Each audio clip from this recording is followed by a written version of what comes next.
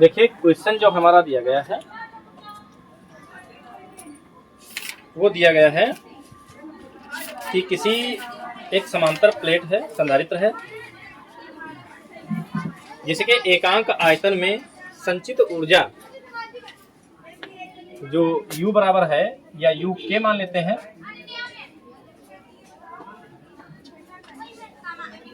बराबर half epsilon not E square होती है। Half epsilon not E square होती है। ये हमें दिखाना है, सिद्ध करना है। हमारे सामने एक संधारित्र है। आपको पता है संधारित्र में दो प्लेटें होती हैं। एक प्लेट हमने मानी है x और दूसरी प्लेट मानी है y, जिनको दो बिंदुओं P और Q के बीच में हमने रखा है स्टैंड के माध्यम से।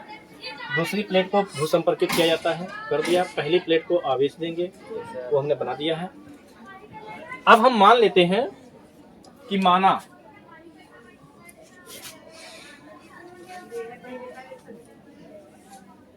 संधारित्र की प्रत्येक प्लेट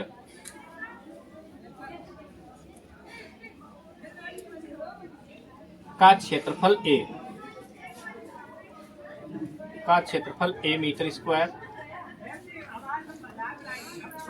प्रत्येक प्लेट का क्षेत्रफल A मीटर स्क्वायर और दोनों प्लेटों के बीच की जो दूरी है वो D मीटर है, तथा दोनों प्लेटों के बीच की दूरी D मीटर है। देखिए हमने कुछ नया नहीं किया है, हमने केवल लिखा है कि माना संधारित्र की प्रत्येक प्लेट का क्षेत्रफल। जब आप दोनों तरफ से दो प्लेटें लगाएंगे तो इस प्लेट का भी कुछ न कुछ क्षेत्रफल होगा और इस प्लेट का भी कुछ न कुछ क्षेत्रफल होगा। दोनों प्लेटें बराबर साइज की लगाई जाती हैं तो दोनों का क्षेत्रफल भी तो बराबर होगा। तो हमने मान लिया कि प्रत्येक का मतलब पहली वाली प्लेट का क्षेत्रफल A मीटर स्क्वायर है और दूसरी वाली प्लेट का क्षेत्रफल भी A मीटर स्क्वायर है और दोनों प्लेटें कुछ न कुछ दूरी पर रखी जाएंगी। हमने मान लिया कि दोनों प्लेटें जो हैं वो D मीटर दूरी पर रखी जाती हैं। कितने मीटर? D मीटर की दूरी पर रखी जाती हैं। तब संधारित्र की धारिता क्या आएगी? तब संधारित्र की धारिता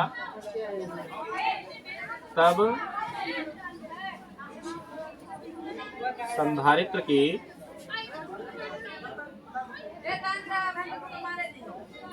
धारिता C बराबर, तब संधारित्र की धारिता C बराबर होता है epsilon not A by D, epsilon not A बटे D। अब देखिए हमें पता है C क्या है, C है संधारित्र की धारिता, A क्या है, A है प्रत्येक प्लेट का क्षेत्रफल, या A साफ लिख देते थोड़ा, ये है प्रत्येक प्लेट का क्षेत्रफल। D क्या है, D है दोनों प्लेटों के बीच की दूरी। लेकिन ये एप्सिलॉन नॉट क्या है तो पता ही नहीं है। तो एप्सिलॉन नॉट जो है ये है निर्वात की विद्युतशीलता। हम आगे लिख देंगे चूंकि एप्सिलॉन नॉट निर्वात की वैद्युतशीलता है, वैद्युतशीलता है। एप्सिलॉन नॉट जो है वो निर्वात की वैद्युतशीलता है। अब इसमें जितने भी अक्षर लिखे हुए हैं, चरपद लिखे हुए हैं, सबका मान आपको पता है। C है संधारित्र की धारिता, एप्सिलॉन नॉट है निर्वात की वैद्युतशीलता, A है प्रत्येक प्लेट का क्षेत्रफल और D क्या है, दोनों प्लेटों के बीच की दूरी। यदि संधारित्र की प्लेटों के बीच विभवांतर V वोल्ट हो, यदि संधारित्र की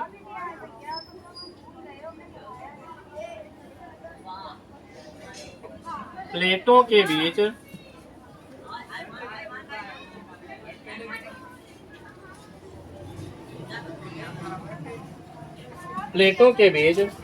विभवांतर जो है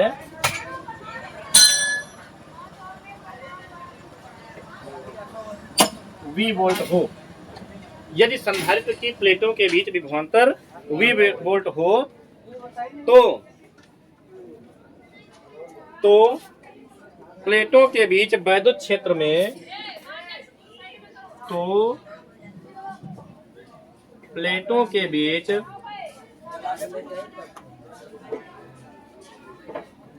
वैद्युत क्षेत्र में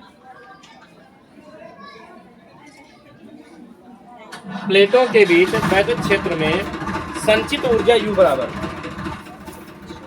संचित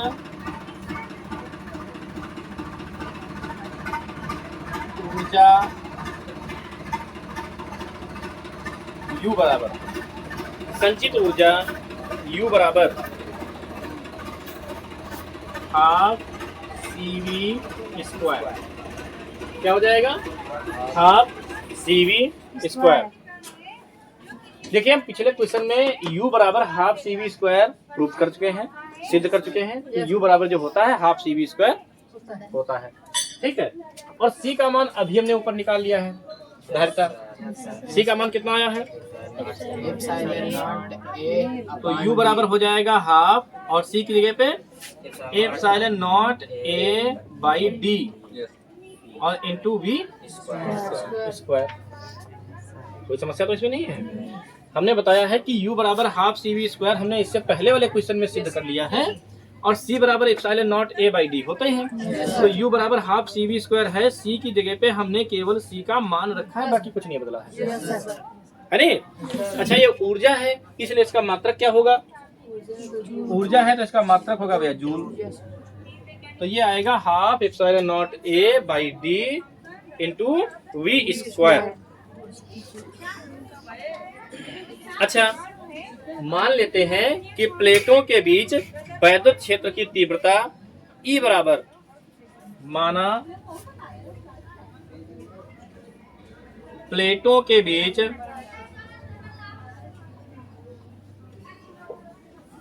वैद्युत क्षेत्र की तीव्रता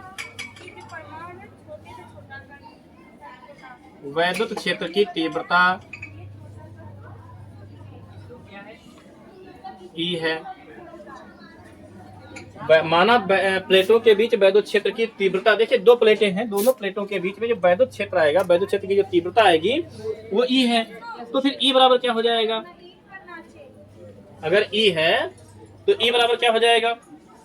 E बराबर हो जाएगा V बाई D। V मतलब विभवांतर और बटे D का मतलब है दोनों के बीच की दूरी हो जाएगा। हो जाएगा नहीं हो जाएगा? अगर हम यहाँ से V का मान निकालें, तो इसके बटे में मानेंगे 1, V करना, V बराबर ED। V बराबर क्या है? ED। अच्छा, यहाँ पर आप लोग ध्यान रखिए, इसको आप समीकरण 1 मान लीजिए ताकि मान रखने में थोड़ी सुविधा रहे, आसानी रहे।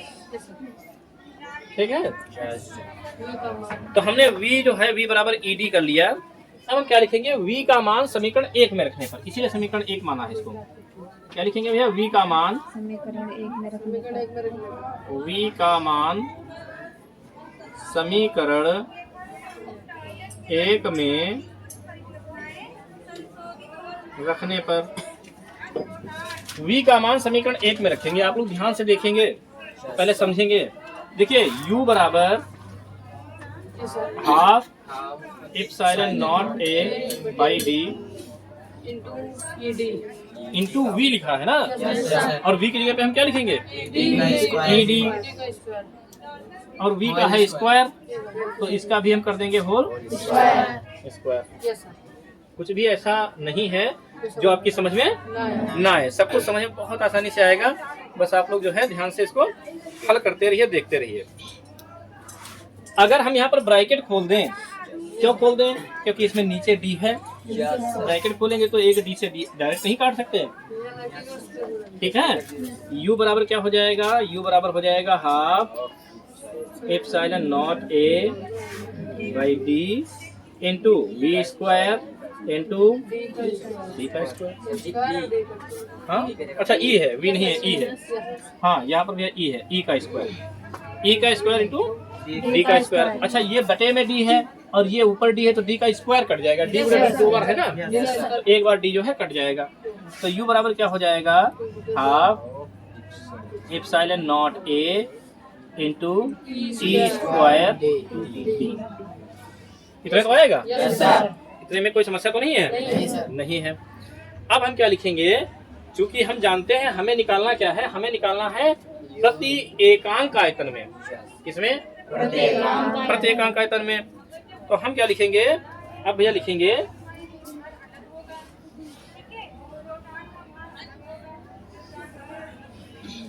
इसको मान लेंगे समीकरण 2। Yes sir.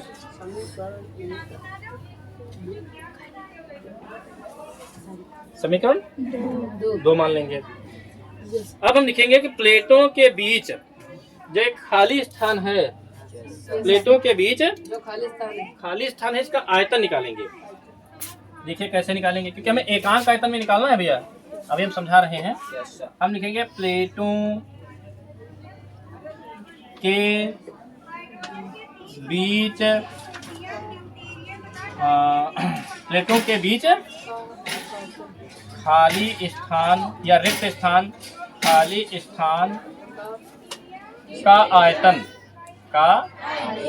आयतन, ये खाली स्थान का आयतन जब लिखेंगे तो आप जानते हैं कि जो प्लेटें लगी होंगी वो इस तरह से लगी होंगी, ऐसे तो लगी होंगी। Yes sir. तो ऐसे जब लगेंगी, इनके बीच का जो आयतन होगा वो घनाभ बन जाएगा। क्या बन जाएगा? घनाभ बन। आप समझ रहे हैं? देखिए क्या है, जैसे ये क्षेत्रफल दिया गया है a मीटर, और क्षेत्रफल में लंबाई गुणे चौड़ाई दोनों होती है। क्षेत्रफल में क्या होता है?